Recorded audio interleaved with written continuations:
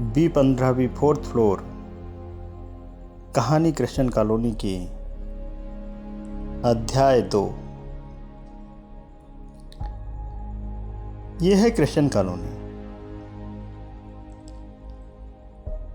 कब्रिस्तान के अवशेषों पर बसी हुई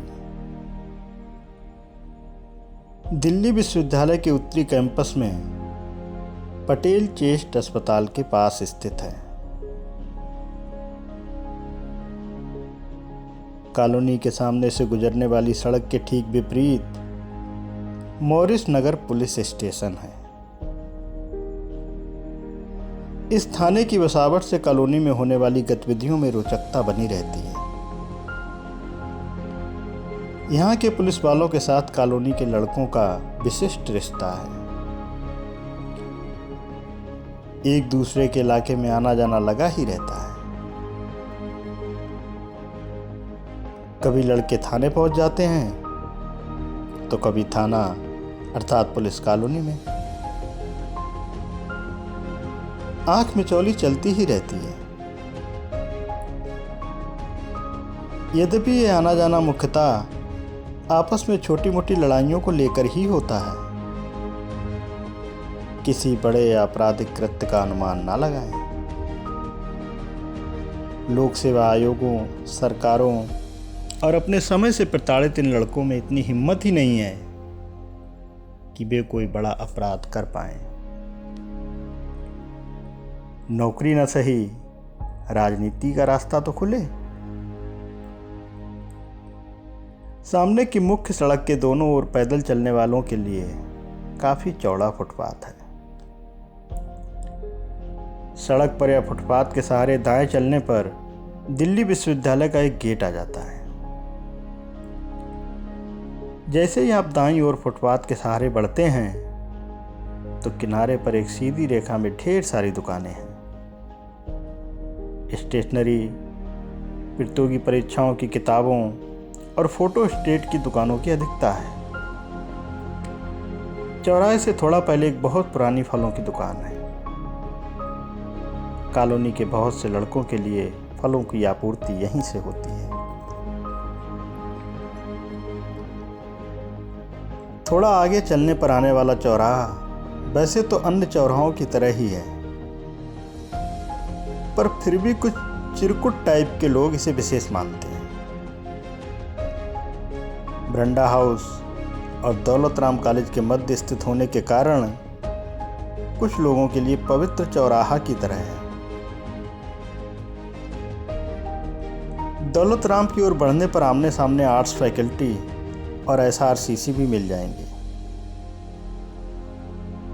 चौराहे को पार करके सीधे आगे बढ़ने पर दिल्ली मेट्रो और रामजस कॉलेज को जोड़ने वाली मुख्य सड़क मिलती है। रामजस के पास ही हंसराज, हिंदू, किरोड़ीमल जैसे कई नामचीन कॉलेज हैं। इस मुख्य सड़क को पार करने पर दिल्ली विश्वविद्यालय का एक गेट है। गेट के बाएं एक छोटा सा चबूतरा है जिस पर पहले कभी प्रसिद्ध जय जवान टी स्टॉल हुआ करती थी। गेट के अंदर प्रवेश करने पर एक पार्क मिलता है।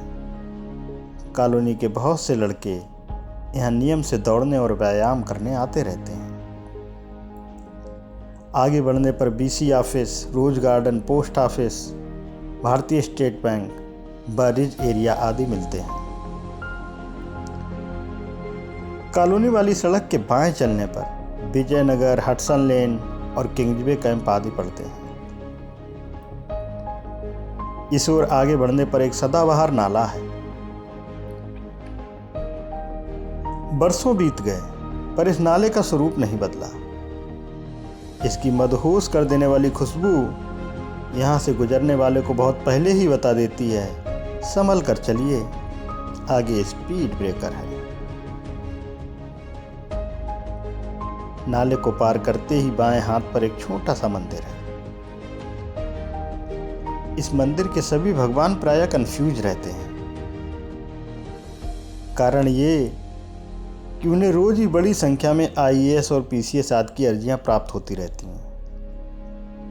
मंदिर के पास की खाली जगह पर कभी कभी कुश्ती प्रतियोगिता का आयोजन होता है।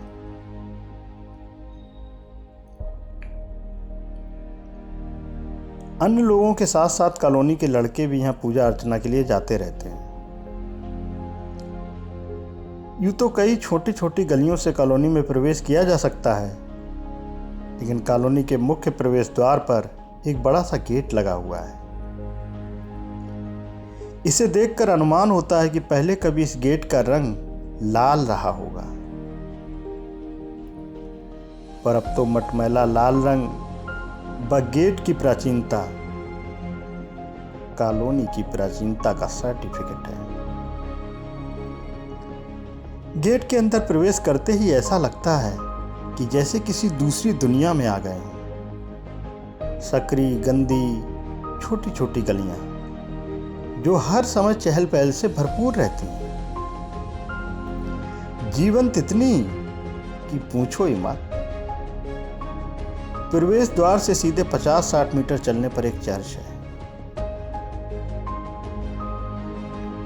कॉलोनी की गलियों में आप कहीं भी खड़े हो जाएं, कहीं ना कहीं से पानी की बूंदें आप पर गिर सकती हैं।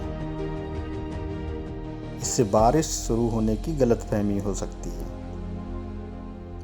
पर मजाल क्या कि आप ये पता लगा सकें कि पानी की ये बूंदें कहां से आ टपकी हैं। यहाँ भारत के विभिन्न राज्यों से आए विभिन्न जातियों, धर्मों और वर्गों के लोग एक साथ रहते हैं। आप अपने घर से अमीर हों या गरीब, कॉलोनी सभी के साथ एक जैसा व्यवहार करती है। भारत के पूर्वोत्तर राज्यों से आए विद्यार्थियों की अच्छी खासी संख्या यहाँ रहती है। ये लोग आपस में बात करते समय अपनी भाषा का इस्तेमाल करते हैं। वैसे प्रमुख भाषा के रूप में हिंदी ही है। हिंदी और उसके विभिन्न रूप जैसे बिहारी हिंदी, हरियाणवी या उत्तर प्रदेश की हिंदी आदि। अंग्रेजी पीने के बाद ही बोली जाती है और प्रायः व्याकरण की क्षमता से परे होती है। ऐसा नहीं है कि यहाँ अंग्रेजी जानने वाले विद्यार्थी नहीं रहते, लेकिन एक बार आप कॉलोनी में रहने लगें तो कुछ ही महीनों में अंग्रेजी की ऐसी तैसी हो जाती है, या कॉलोनी की भाषा में अंग्रेजी की माँ बहन एक हो जाती है। शायद सबसे अधिक संख्या बिहार से आए विद्यार्थियों की है।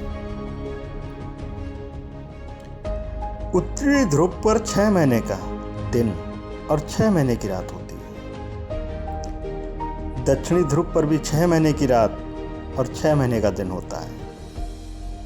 क्रिश्चियन कॉलोनी को हम पृथ्वी का तीसरा ध्रुव कह सकते हैं।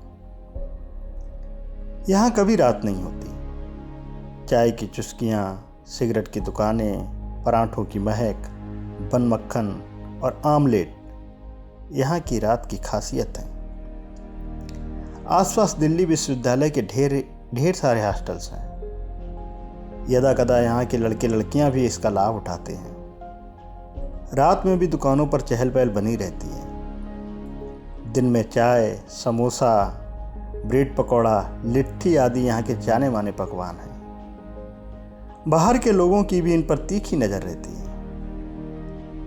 दुनिया भले ही ऋतिक रोशन, सलमान खान, विराट कोहली या महेंद्र सिंह धोनी की दीवानी हो, लेकिन यहाँ कामेश्वर, महावीर, अनिल जाने पहचाने नाम हैं। सुनील, सुशील, मामू, उत्तरांचल मेस यहाँ की अर्थव्यवस्था के अनिवार्य अंग हैं।